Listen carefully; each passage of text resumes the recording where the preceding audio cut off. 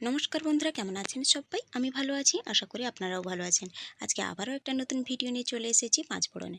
আজকে আমি বানিয়েছি পটলের পকোড়া। এই পটলের পকোড়া যেদিন নিরামিষের দিন গরম গরম ডাল ভাতের সঙ্গে বা খালি মুখে বা এমনিও সন্ধ্যের সময় চায়ের সঙ্গে খাওয়া যেতে পারে। খুব টেস্টি হয় খেতে আর খুব মুচমুচে হয়। তো চলো শব্দটা শুনে নাও।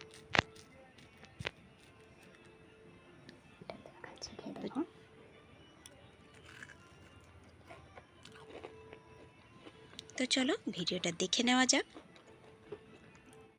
ভিডিওটি শুরু করার আগে আমার চ্যানেলে যদি নতুন কোনো বন্ধু হয়ে থাকেন, চ্যানেলটিকে সাবস্ক্রাইব করে পাশে থাকা বেল আইকনটি প্রেস করে নেবেন।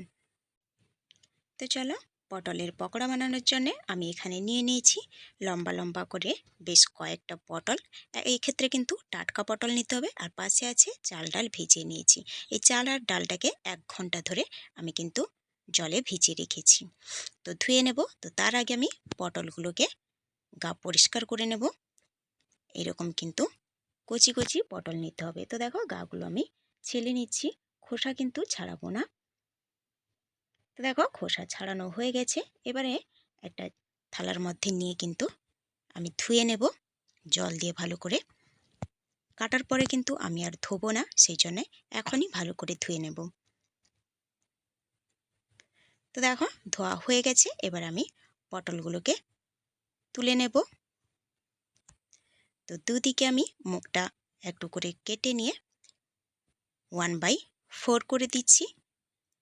কচি পটল নিতে হবে, তাহলে কিন্তু ভালো হয়। কীরকম কাটছি সেটাই দেখিয়ে দিচ্ছি আপনাদেরকে। একটা পটল কিন্তু 1/4 করতে হবে। তো দেখো, এইভাবে আমি সবগুলো পটলই কেটে নেব। তো পটলগুলো কাটা হয়ে গেছে। এবারে আমি নুন হলুদ দিয়ে আর একটু লঙ্কা গুঁড়ো দিয়ে আমি ম্যারিনেট করে রাখবো। তাহলে যখন মুখে পড়বে ভাজার পরে, তখন কিন্তু পারফেক্ট লাগবে।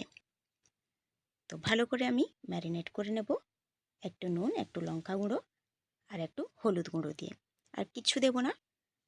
তো চলো, ভালো করে আমি একটা করে নুন হলুদ মাখিয়ে নিই। এরকম পটল ভাজা কিন্তু নর্মাল পটল ভাজার থেকে এরকম ভাজলে কিন্তু খুব টেস্টি লাগে আর খালি মুখেও খেতে ভালো লাগে। তো দেখো, একটা করে ভালো করে আমি নুন হলুদ লঙ্কা গুঁড়ো মাখিয়ে নিয়েছি। তো ম্যারিনেট করা হয়ে গেছে। এবারে আমি এটাকে সরিয়ে দেব। এবারে যে চাল আর ডালটা ভিজিয়ে রেখেছিলাম 1 ঘন্টা ধরে, সেটা ভালো করে জল দিয়ে পরিষ্কার করে নেব। তো দেখো, জল দিয়ে ভালো করে পরিষ্কার করে নিয়েছি। এবারে আমি একটা মিক্সি নিয়ে মিক্সিতে পেস্ট করে নেব। বেসন না দিয়ে যদি এরকম চাল আর ডাল দিয়ে যদি পটল ভাজা হয়, তাহলে কিন্তু খুব মুচমুচে হয়। তো দেখো, অল্প একটু জল দিয়ে দিচ্ছি। খুব বেশি কিন্তু জল দিলে পাতলা হয়ে যাবে ব্যাটারটা, তাই অল্প একটু জল দিয়ে দিচ্ছি। চাল আর ডালে যদি জল না থাকে তাহলে কিন্তু জল দেবেন, না হলে কিন্তু দেওয়ার কোনো দরকার নেই। তো দেখো, পেস্ট করে নিয়ে চলে এসেছি। আর কীরকম পেস্ট করেছি, কীরকম পেস্ট করেছি, কতটা ঘনত্ব সেটাই আমি দেখিয়ে দিচ্ছি। তো দেখো, সেই পেস্ট একটা থালার মধ্যে আমি ঢেলে নিয়ে দিয়ে দিলাম কিছুটা পেঁয়াজ কুচি। পেঁয়াজগুলোকে কিন্তু একদম মিহি করে আমি কুচিয়ে রেখেছি। আর নিয়ে নেব কিছুটা কাঁচা লঙ্কা কুচি। এবার আমি সমস্ত মশলা একসঙ্গে করে নেব। দিয়ে দিলাম 1/4 টিস্পুন আর রসুন বাটা, আর দেব 1/4 টিস্পুন আদা বাটা।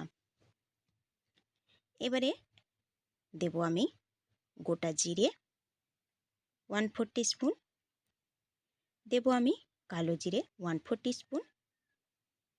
একে একে আমি সমস্ত মশলা কিন্তু মিশিয়ে নেব এইখানেই। আর দেব স্বাদ মতো নুন, দেব আমি 1/4 টিস্পুন জিরে গুঁড়ো। এবারে দিয়ে দেব 1/4 টিস্পুন লঙ্কার গুঁড়ো। আর একটু দেব 1/4 টিস্পুন কাশ্মীরি লঙ্কার গুঁড়ো আর 1/4 টিস্পুন হলুদ গুঁড়ো। সমস্ত কিছু দেওয়া হয়ে গেছে। আর একটা জিনিস বাকি আছে, সেটা হচ্ছে বেকিং সোডা। বেকিং সোডা একটু 1/4 টিস্পুন নিয়ে নিয়েছি। এবারে আমি সব কিছু মিশিয়ে নেব। চামচের দ্বারা কিন্তু হবে না, এটা আমি হাত দিয়ে ভালো করে ফেটিয়ে নেব। হাত দিয়ে ভালো করে ফেটাতে হবে, চামচ দিয়ে ফেটালে কিন্তু মুচমুচে ভাবটা ঠিক আসবে না। তো দেখো চামচ আমি রেখে দেব, হাত দিয়ে ফেটিয়ে নেব।